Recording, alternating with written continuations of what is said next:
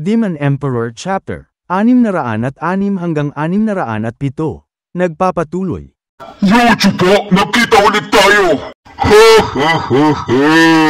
Isa ka talagang henyo! Sumali ka na sa mga kapili-pili na mag-aaral! Teka muna, maghunastili ka! Sino ba kayo? Stewardess Chupa, silang nagtuturo sa mga kapili-piling mag-aaral. Si Malupitong Yang, si Malupitong Yen, at si Malupitong Gui. Tinatawag silang tatlong malupiton sa imperno. Kasama nila noon ang pinuno ng sekto. Tinatawag silang apat na malupiton ng imperno. Mga henyo rin sila na nakaligtas sa pagtitipo ng dalawang dragon. Nakakahiya naman, masyado mo naman kaming ipinagyayabang.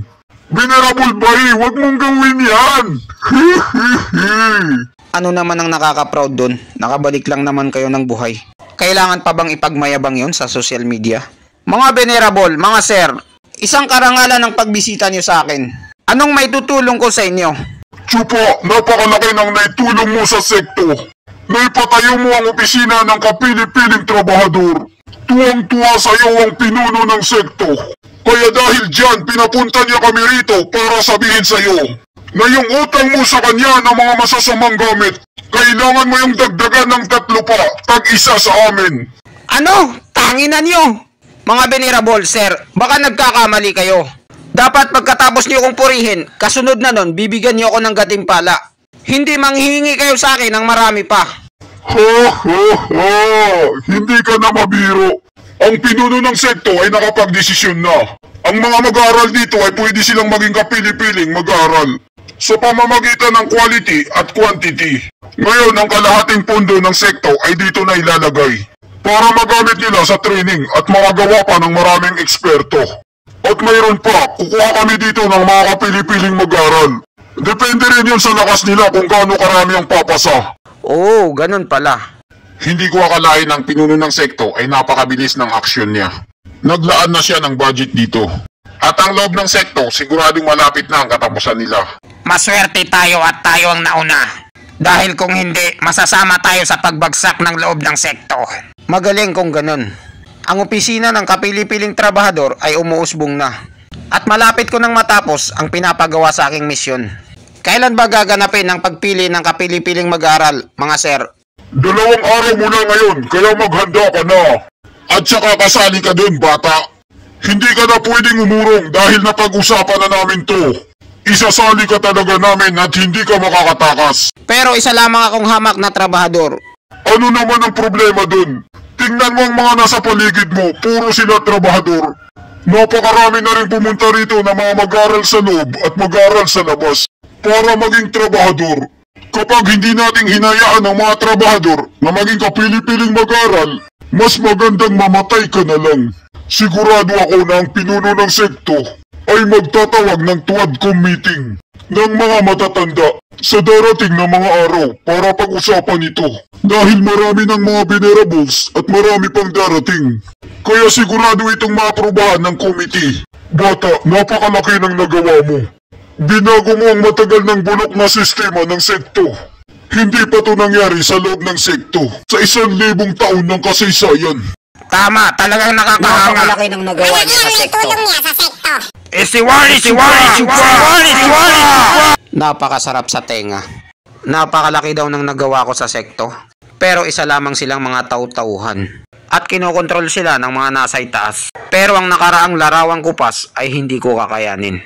Isa akong masama na manginginom ng emperador. Hindi ako basta-basta atabs lang. Pero ngayon, naalala ko ang larawang kupas. Sariwa pa sa aking isip. Si Matandang Lee, kumusta na kaya siya?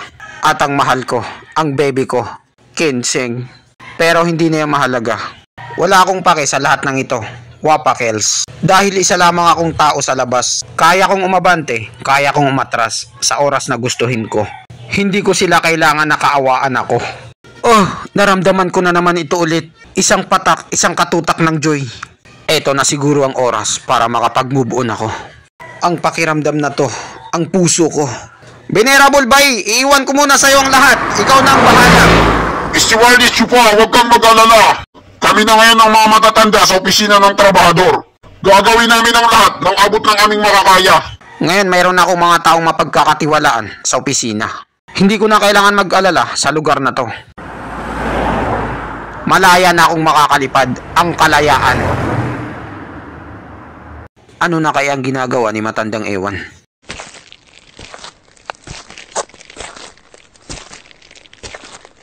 Mayroon pa kayong 2 taon bago ang susunod na sabungan.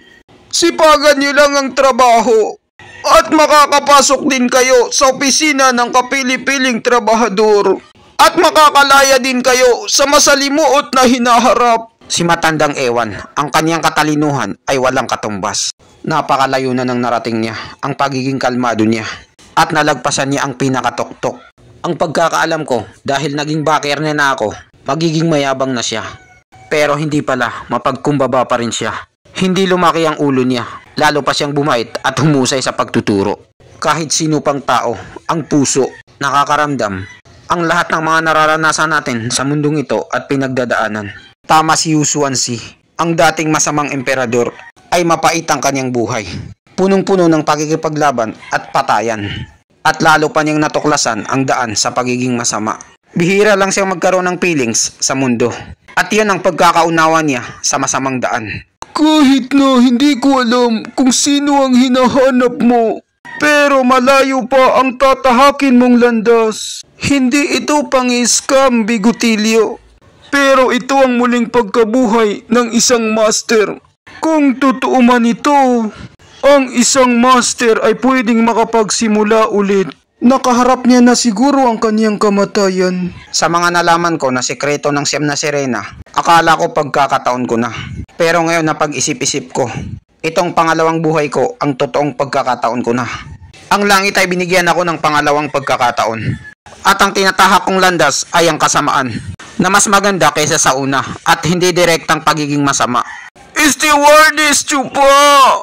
Bakit ka pa bumalik dito? Hindi kita kailangan! Matandang Ewan! Nasa bingit na kasi ako ng pagsabog ng lakas ko. Lalabasan na ako. May alam ka bang lugar na tahimik? At walang masyadong tao para hindi ako magambala? Hindi ba biglaan ka na lang lumalakas na walang pasabi? Bakit masyado ka nagseryoso ngayon? Feeling ko kasi, ngayong oras na to, lilipad ako ng matayog. Kailangan kong maghanda, baka pagsisihan ko to sa bandang huli. Habang buhay. Teka muna, kung ganon, hindi ka pwedeng maistorbo. Yan ay babala na nanggagaling sa puso mo. At ang pagsabog ng lakas mo ngayon ay hindi basta-basta pangkaraniwan.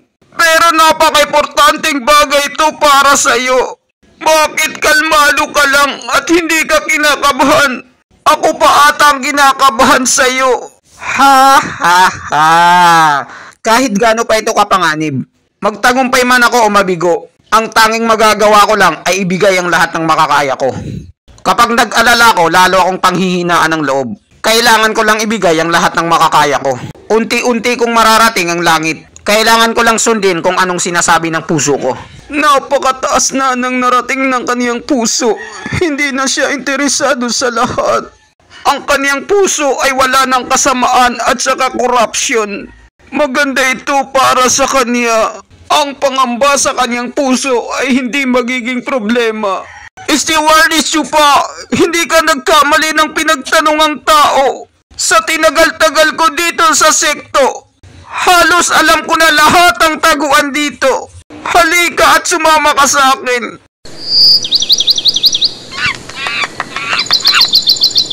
Stewardess Chupa, ito ang pinakamagubat sa sekto at lugar na walang masyadong tao.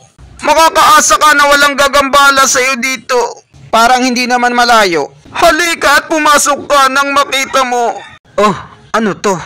Matandang Ewan, may nakatira ba dito na nagsasanay? Oo, may nakatira dito, pero matagal ko na siyang pinalayas. Isinakripisyo niya ang sarili niya sa sekto. Siya yung sinabi ko sa iyo na doktor na pinagtrabahuan ko. Gusto niya ng mga tahimik na lugar. Kaya gumawa siya ng hotel dito para magsanay at malayo sa kaguluhan sa sekto. Ang pinaka-importante sa lahat ay walang may alam ng taguan na to. Pero bakit napakalinis lahat? Wala man lang alikabok.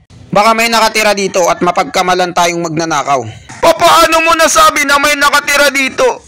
Nililinisan ko to araw-araw para sa mga alaala ng nakaraang kupas na magkasama kami. Pwede kang labasan dito ng buong lakas mo na may kasamang katahimikan. Pero nangangamba pa rin ako. Baka kasi... Sige na, wala ka bang tiwala sa akin? Wala ka nang mahanap na lugar na mas ligtas pa dito. Dito ka lang muna, pagaganahin ko lang ang pananggalang na ari. At walang makakaistorbo sa'yo. Paano kung bigla na lang bumalik ang may-ari ng hotel na to? Kailangan ko munang malaman ang lahat bago ako mag-staycation dito. Nasaan na kaya yun pumunta si matandang ewan? Ano ito? Isang kaluluwa na ari na gawa ng mga ethereal states na eksperto. Anong nangyayari dito? Sinusubukan ba nila akong ikulong dito? Stewardess nyo pa, maging komportable ka lang. At mag-focus ka lang sa paglabas ng lakas mo. Walang makikialam sa'yo dito. O baka naman pinagdududahan mo pa rin ako. Ang matandang ito, bigla na lang siyang naging mapagkakatiwalaan. Kalimutan ko na lang dahil hindi ko naman kayang sirain ang ari na to. Kung anong hinihiling ng tao, ayon ang binibigay ng may kapal. Matandang ewan, umaasa ako. Karapat dapat ka na pagkatiwalaan ko. Sige lang, Chupa, ipagpatuloy mo lang yan. Dito lang kayo at siguraduhin nyo na walang makakaistorbo sa batang yan. Kahit sino pang dumating, presidente man yan o ang pinuno ng sekto. Ang 5 berdeng chakra na yan, hindi ba yan ang kapangyarihan ng... Ang 5 may kapansanan, gamit ang balisang pormahan. Anong klaseng pakulo kaya ang ginagawa nilang 5? Kasama pa nila ang pinakamataas na venerable. Magaling kung ganoon. Nasa oras ngayon ang mataas na venerable ng kanyang pag-iisa para labasan ang lakas. Ngayon nararamdaman ko na lumalabas sa buong katawan ko ang napakaraming chakra. Isa talaga itong totoong kayamanan dahil hindi mo na kailangan gumamit ng gamot. Ang pagiging 8 gradong profound stage ko, lumakas ako at naging radiant stage. Tama talaga si Kunping sa isang bagay. Ang berdeng apoy na to ay ang pinaka the best sa pagpapalakas ng kaluluwa. Eto na, lalabasan na ako.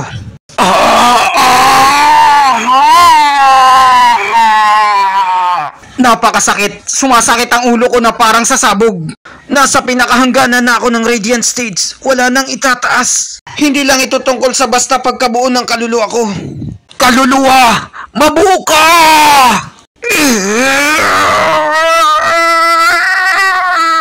Ang isang radiant stage na may kaluluwa ng ethereal stage. Kapag lumabas ito at nalaman ng buong social media, walang maniniwala dito.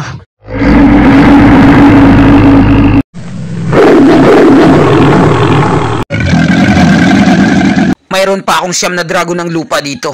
Ang binabala ko sana ay ang 10 dragon bukas ang langit para makita ko kung gaano kalakas ang kaluluwa ng dragon sa langit. Kaso ang 9 na to, hindi ko na sila kayang pigilan.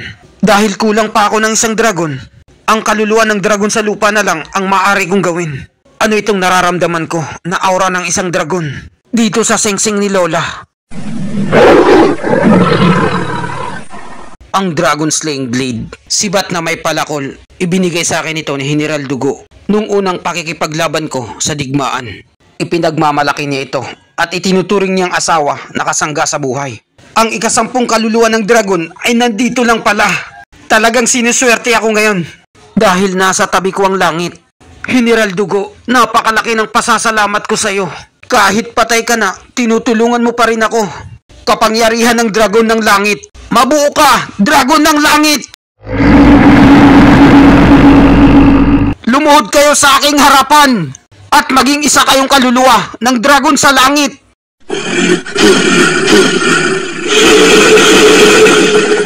Mga kaluluwa ng dragon, mabuo kayo! 10 dragon, bukas ang langit!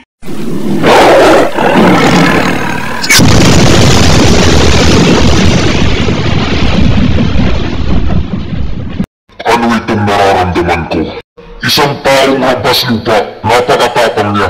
Humihila siya ng kapangyarihan ng dragon mula sa libingan ng mga dragon. Kakainin kita kaysa hayaan kong makabuo ka ng kaluluwa ng dragon. Master, mayroon talagang kakaibang ginagawa ang mga tao ngayon. Ano ang ibig mong palabasin, uhuging bata? Ang dakilang 2 dragon. Nakagawa na sila ng kaluluwa ng dragon sa langit. Pagkatapos ng lahat, At dito nagtatapos ang chapter 606 hanggang 607. Maraming salamat po sa panunood nyo. Mag-subscribe para laging updated sa buhay ni Chupa.